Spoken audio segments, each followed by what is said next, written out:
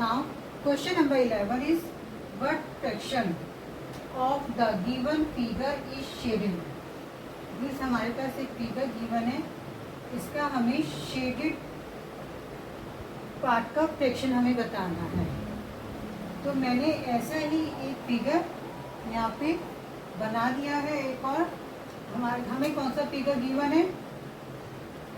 ये एक square given है। यहाँ पे इसके कितने टोटल पार्ट्स हैं? 1 2 3 4 5 6 7 8 8 बिग पार्ट है और 1 2 3 4 5 6 7 8 और 8 ही स्मॉल पार्ट है।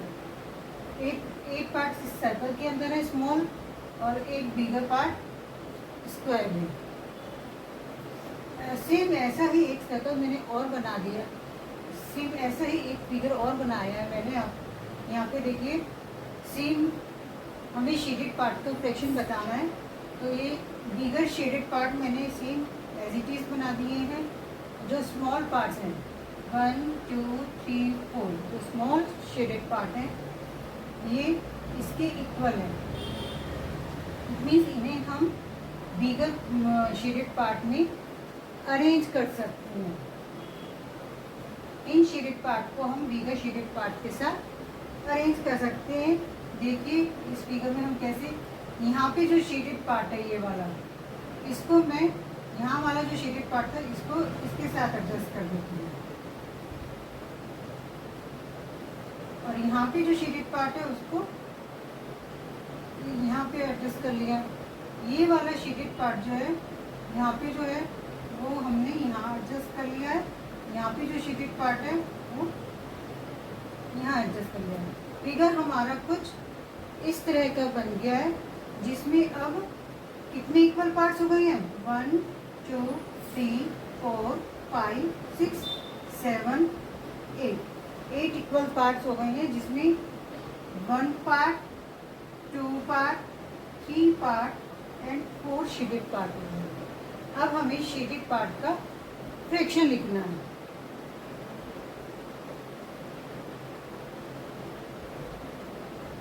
Fraction of shaded part. Total part कितने हैं? 1 2 3 4 5 6 7 8। होल पार्ट इज 8, वो मैंने डिनोमिनेटर में लिखिए। और shaded part, whole part always denominator में ही लिखा जाता है। And shaded part 1 2 3 and 4। हमें शेडेड पार्ट का फ्रैक्शन बताना है, इसलिए शेडेड पार्ट हमारे पास 4 है, वो मैंने न्यूमरेटर में लिखा है। इनका फ्रैक्शन क्या आया? इस फिगर का फ्रैक्शन 4/8। और इसको हम स्मॉलेस्ट फॉर्म में भी रिड्यूस कर सकते हैं। 4/8 को यदि हम डिवाइडेड बाय 4 कर ले तो क्या आएगा? 4 बन जा 4 4 2 जा 4 2 जा 8। हमारे पास शेडेड पार्ट का फ्रैक्शन क्या आया? 1/2। 1/2 is option A. Option A is correct answer. Hello my dear friends and students, welcome to empowerments. Today class 5th olympiad chapter 3 fractions and decimals से हम क्वेश्चन नंबर 12 करेंगे। Question number 12 is which of the following shows the equivalent fraction of 4/7? A, B, C and D में हमें जो 4 option given है उन 4/7 उनमें से किसका इक्विवेलेंट फ्रैक्शन है। तो हम स्टेप बाय स्टेप एक एक करके चेक कर लेते हैं कि A का इक्विवेलेंट फ्रैक्शन है कि 4/7। ए ऑप्शन में हमारे पास है 8/12। 8/12 को यदि हम 8/12 का एचसीएफ लेंगे तो इसका क्या होगा?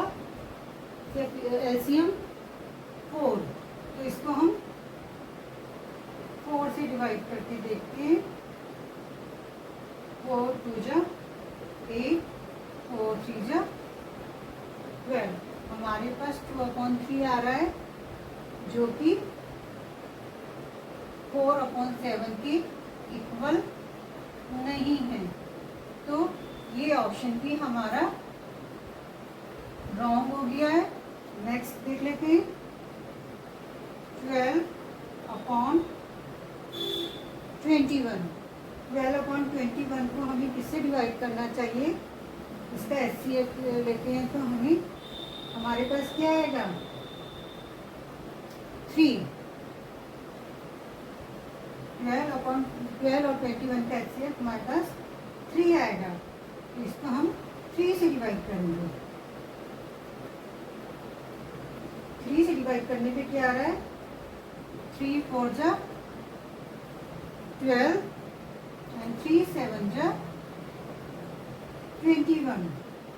तो यहाँ पे ये 4/7 इज इक्वल टू 4/7 मीन्स 12/21 जो है वो 4/7 की इक्विवेलेंट है। Option B is correct. C भी ये चेक कर लेते हैं। 12/24 12 और 24 का HCF हमारे पास क्या आएगा? 12 से डिवाइड करते हैं। 12 1 जा 12, 12 2 जा 24, यहाँ पर 1/2 आ रहा है जो कि does not equal to 4/7। So option C भी इनकरेक्ट। Next one is 24/40। 24/40 को हम किससे डिवाइड कर सकते हैं? 24 एंड 40 का HCF क्या होगा? 4 डिवाइडेड बाय 4। 4 6 जा 24 and 4 10 जा 40।